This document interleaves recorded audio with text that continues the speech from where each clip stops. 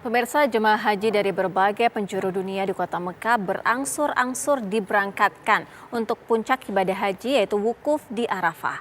Ibadah haji tahun ini diperkirakan diikuti lebih dari 2,6 juta umat muslim dari berbagai penjuru dunia. Berikut laporan Budi Zulkifli dari Mekah Al-Mukarramah.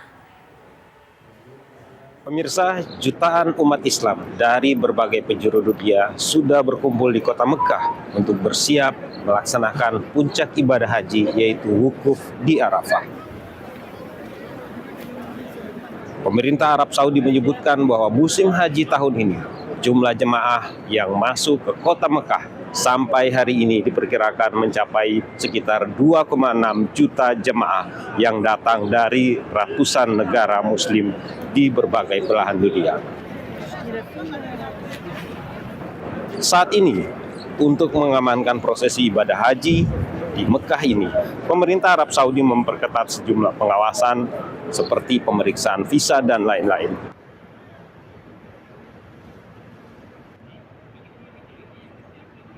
Saat ini saya berada di kawasan Masjidil Haram Mekah. Kita ketahui dalam beberapa hari terakhir ini pemerintah memperketat pengawasan di tempat ini. Hanya mereka yang memiliki visa haji yang diizinkan masuk ke dalam kawasan masjid dan juga bahkan masuk ke kota Mekah. Atau mereka yang memiliki visa bekerja di Mekah dan juga penduduk asli Mekah. Sementara di luar itu yang tidak memiliki visa khusus haji dilarang masuk di kota Mekah.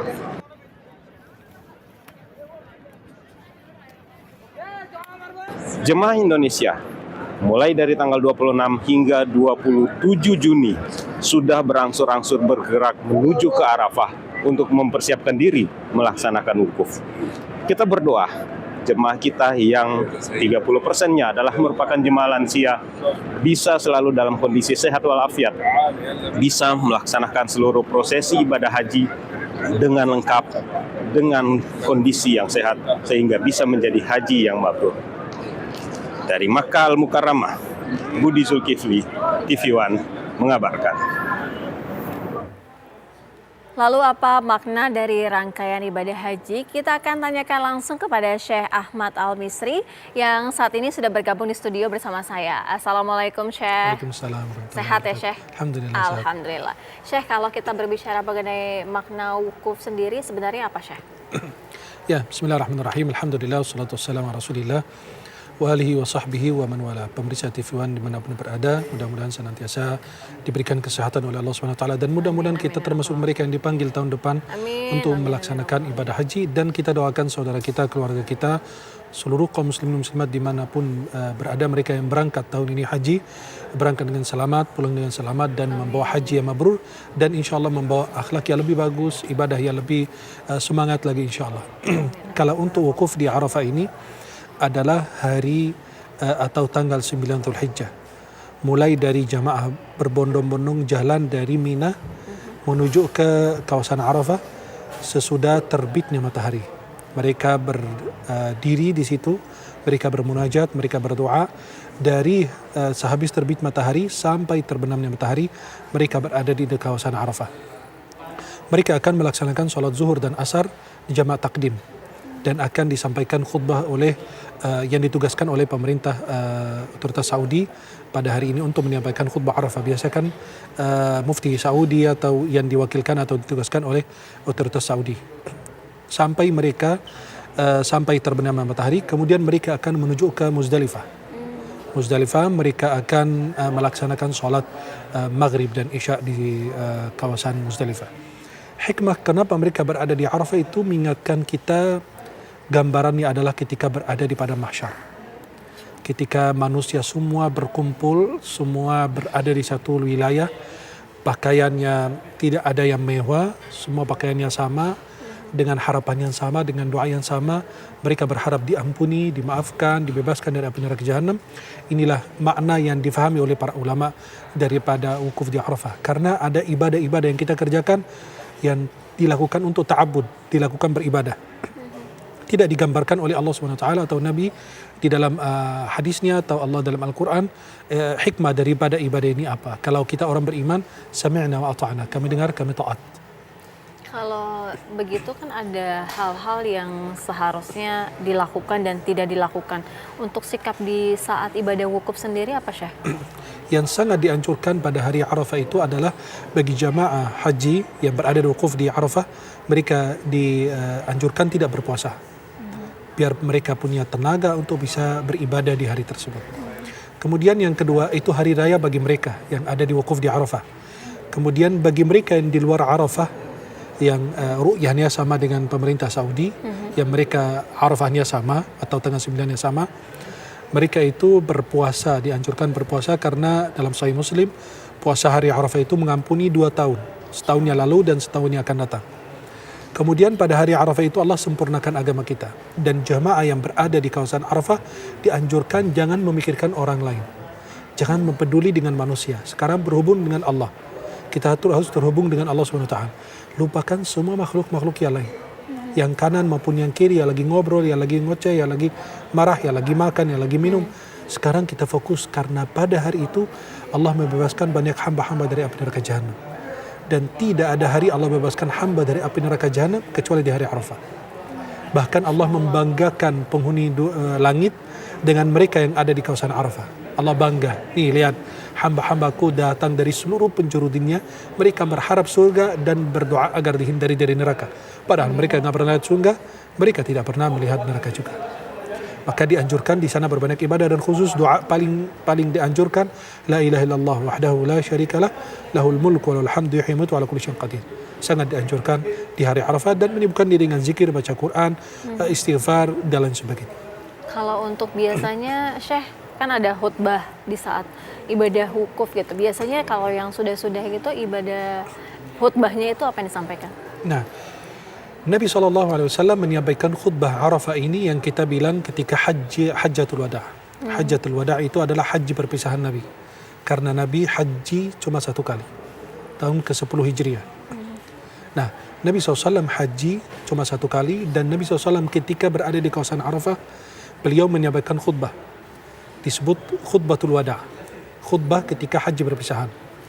Dan Nabi di kawasan wilayah itu di dinasti Abbasiyah tahun kedua Hijriyah, ya, tahun kedua abad kedua.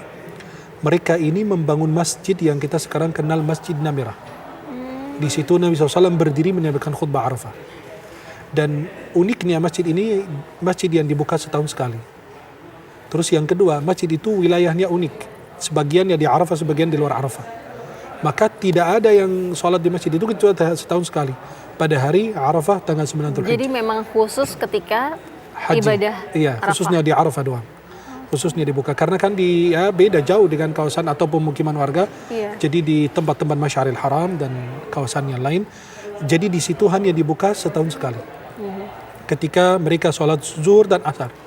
Itu saja. Habis itu ditutup kembali. Ditutup lagi. Dan dua uniknya itu sebagiannya di Arafah, sebagiannya di luar Arafah. Dan dibangun di dinasti Abbasiyah. Nabi SAW menyampaikan khutbah yang sangat masyhur sekali. Bahkan Nabi SAW mendirikan hak asasi manusia di situ. Nabi SAW mengharamkan pertumbuhan darah. Nggak boleh membunuh orang tanpa hak. Kemudian yang kedua, Nabi SAW mengatakan bahwa bisa jadi saya tidak bisa berjumpa dengan kalian lagi. Maka saya sampaikan kepada kalian. Berhati-hati dengan pertumbuhan darah. Kemudian jagalah persaudaraan kalian. Berwasiatlah baik kepada wanita. Kemudian Nabi SAW menghilangkan dan menghapus semua bentuk riba. Riba yang kita kenal. Ya, itu semua dihapus oleh Rasulullah SAW. Kemudian Nabi SAW menghilangkan sifat bahwa tidak ada kelebihan antara orang Ajami dan orang Arabi. Gak ada keutamaan antara orang Arab dan non-Arab. Tidak. Kelebihan kita adalah yang bertakwa di sisi Allah. Tidak ada kelebihan antara orang yang putih, orang yang hitam, orang tinggi, orang pendek, nggak ada. Itu semua dihilangkan dan dihapus. Kemudian dijadikan rangkaian yang dilakukan setiap tahun ketika haji adalah disampaikan khutbah Arafah. Khutbah Arafah ini isinya bertakwa kepada Allah Subhanahu wa taala, amar ma'ruf, nahi munkar, mengingatkan para jamaah haji bahwa kalian ini datang dari keluarga, dari rumah jauh-jauh, negaranya jauh-jauh, meninggalkan orang yang kalian cintai. Berbanyak ibadah, mohon ampun kepada Allah Subhanahu wa taala, dan selalu jaga persaudaraan kalian dan lain. Dan ada pesan-pesan yang disampaikan setiap tahun berbeda-beda. Dan bahkan kadang-kadang khatibnya itu mengutip daripada khutbah Rasulullah SAW ketika beliau wukuf di Arafah. Nah, Syekh, kalau misalnya berbicara mengenai ibadah wukuf sendiri, ada larangan-larangan yang tidak boleh dilakukan, seperti salah satunya mencabut pepohonan gitu ya? Iya, memang itu berlaku untuk wilayah haram. Tidak boleh memburu binatang yang ada di wilayah haram. Tidak boleh mencabut bulu, tidak boleh potong kuku. Itu kan bagi mereka yang ihram, itu termasuk mahdhuratil ihram. Larangan-larangan ihram. Jadi bagi mereka itu nggak boleh mencabut pepohonan yang ada di sana, kemudian tidak boleh memburu binatang yang di situ, dan tidak boleh menggunakan parfum, tidak boleh menggunakan sabun yang ada wangian gitu kan. Nah, itu berlaku bagi mahdhuratil ihram. Kedua, larangan bagi mereka yang berada di wilayah haram. Maka kadang-kadang kita lihat jamaah ngejar burung-burung yang ada di wilayah haram, hati-hati ya. Itu bukan dikejar tapi dikasih makan, disayangi, dicintai. Kenapa? Karena itu beda wilayahnya. Wilayah haram itu nggak boleh. Bahkan luqata aja, barang temuan yang kita dompet, ada jam tangan, tidak boleh diambil. Kecuali kalau mau dikenalkan atau diberikan kepada otoritas yang bertanggung jawab.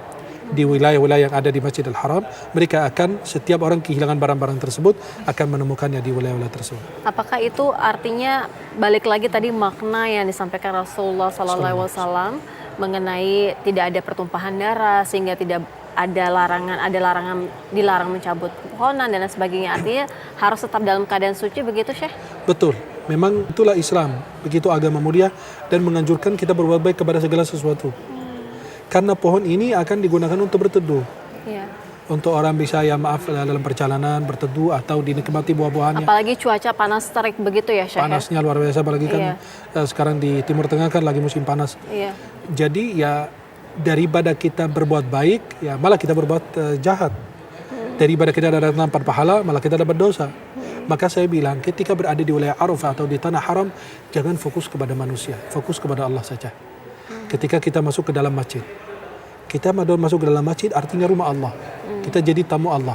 Nggak mungkin kita ada di rumah orang lagi ngobrol sama kita, memandang kita, malah kita main handphone, kita ngobrol sama yang sebelah. Jadi dianggap tidak sopan, tidak etis gitu kan. Nah, maka ketika masuk wilayah haram, masuk masjid Allah, rumah Allah, masuk majelis taklim, kita benar-benar fokus agar kita dari wilayah tersebut kita pulang sudah diampuni. Jangan sampai kita berangkat, maaf nih kita lihat tahun ini 2, sekian juta yang haji, 2,6 juta. Itu kan angka yang sangat besar. Biasa kan maksimal 1, berapa gitu. Sekarang artinya apa? Kecenderungan hati orang untuk datang ke rumah Allah, tapi jangan menunggunya kita antri di Indonesia bertahun-tahun, kemudian kita datang cuma hanya selfie, update status, alhamdulillah wukuf di Arafah, kemudian bikin konten dan lain bahwa saya sudah hari ini di Arafah dan lain. Nah, itu yang berbahaya. Kenapa? Jaga keikhlasanmu. Jaga hati kalian, jaga pikiran kalian, jaga pendengaran, penglihatan, apalagi di hari Arafah, agar kita benar-benar kembali dari sana dengan haji yang mabrur.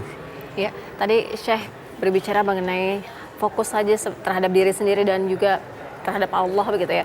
Artinya ada bacaan-bacaan yang harus kita ulangi selama ibadah wukuf. Nanti kita bahas Syekh. Usai jeda kita akan kembali, tetaplah di Wukuf di Arafah.